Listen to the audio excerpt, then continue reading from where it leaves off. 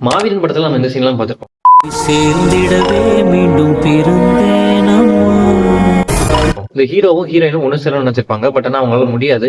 இவர் பாத்தீங்கன்னா வீரத்தை பார்த்து இவருக்கு ஏதாவது பண்ணணும் அப்படின்னு நினைச்சிருப்பாரு. இவரால இந்த ஜென்மத்துல முடியும். அதே மாதிரி அடுத்த ஜென்மத்துல பாத்தீங்கன்னா இவங்க ரெண்டு பேரும் ஒண்ணு சேர்றதுக்கு இவர் தான் ஒரு முக்கியமான புள்ளியாவே இருந்திருப்பாரு. இதே சீனை நம்ம லைஃப்ல கனெக்ட் பண்ணி பாத்தீங்கன்னு வச்சுக்கோங்க. இப்ப நம்ம ஒரு விஷயம் பண்ணிக்கிட்டு இருக்கோம், இது நாம நினைச்சனால தான் பண்ணிக்கிட்டு இருக்கோம் அப்படின்னு நினைச்சிட்டு இருக்கோம். பட் ஆனா நம்ம அது கிடையாது.